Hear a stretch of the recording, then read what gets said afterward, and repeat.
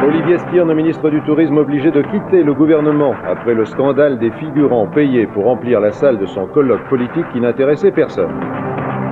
Halte au chauffard de la mer, le gouvernement veut donner un coup d'arrêt aux irresponsables. Dans ce journal, en direct, le ministre de la mer, M. Jacques Mélic. La guerre froide est terminée, tournant historique pour le 11e sommet de l'OTAN à Londres. Albanie, le dernier pays stalinien, résiste encore. La communauté économique européenne demande au gouvernement albanais de laisser partir les dissidents. La Peugeot 905 à la ligne superbe va être un concurrent sérieux dans le championnat du monde des voitures de sport 91.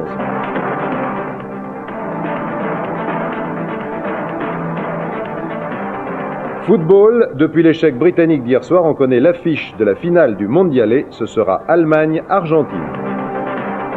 La météo, nuages et pluie à l'est, fort vent d'ouest en Manche, soleil en Méditerranée et en Corse, température comprise entre 15 et 30 degrés.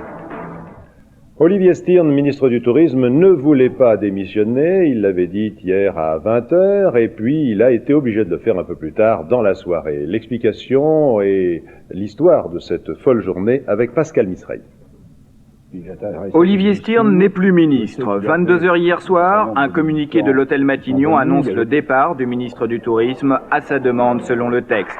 Bizarre, 2 heures plus tôt, Olivier Stirn écartait l'idée d'une démission. Je crois que si aujourd'hui je prenais une telle décision, je me reconnaîtrais même à mes yeux coupable, mais je ne vois pas en quoi j'ai failli aux règles en couvrant simplement quelques militants qui avaient fait un geste extrêmement maladroit, mais qui est quand même plus une maladresse qu'un crime.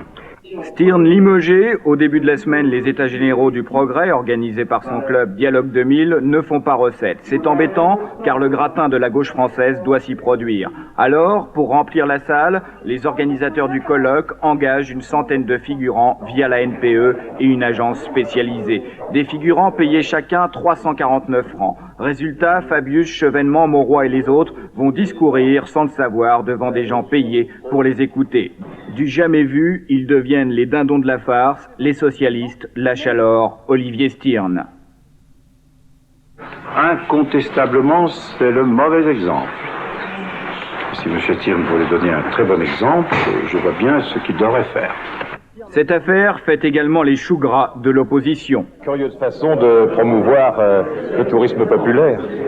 Le portefeuille du tourisme a été confié à Jean-Marie Roche, ministre du Commerce extérieur. Pourquoi tant de haine, se demande aujourd'hui Olivier Stirn, lui qui fut ministre de Giscard dans les années 70, rallié au PS dans les années 80. Alors Pierre-Luc Séguillon, si je comprends bien, le ridicule peut encore tuer en politique. Oui, encore qu'à 19h30 hier soir, ce n'était pas l'opinion d'Olivier Stirn. Il proclamait alors n'avoir point motif à offrir sa démission.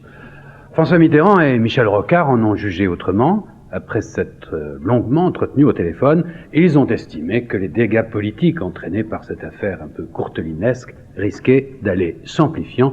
Ils ont donc aimablement prié le ministre de prendre la porte du gouvernement. C'était chose faite à 21h23. Donc Olivier Stirn est tombé d'abord par sa faute. Il est tombé parce que sa ridicule supercherie soulignait à pleurer ou à rire la dégradation des mœurs politiques. Il est tombé aussi parce qu'il n'était finalement qu'un poids-plume en politique et ne représentait que lui-même. Il est tombé parce qu'il était vilipendé par une droite qu'il avait quittée et qui n'attendait que le moment de l'enfoncer. Il est tombé parce qu'il était mal aimé d'une gauche qu'il avait ralliée, mais qui ne l'avait peut-être pas vraiment adopté. L'heure est donc à l'épitaphe. Olivier Stirn fut un piètre et sautillant commis-voyageur de l'ouverture, mais il fut un excellent et consciencieux ministre, paix à ses cendres politiques. Merci Pierre-Luc pour cette épitaphe, si j'ose dire. Je ne sais pas si l'ancien ministre l'appréciera. Nous allons maintenant, vous avez l'air surpris par mon commentaire. Tiens, il y a une question qu'on nous a posée. Une question les fonds pour payer, ils venaient d'où? On le sait ça? Il venait de l'association dirigée par Olivier Stern, Oui. Dialogue 2000. Et qui mettait de l'argent dans cette association, puisqu'il n'y avait même pas de militants dans la salle, on ne sait pas. Ah ben écoutez, il faut faire demander à Olivier Stern d'occuper ses loisirs en venant ici et de vous l'expliquer. Voilà, la question est posée. Je suis sûr qu'il aura à cœur à nous répondre. Alors,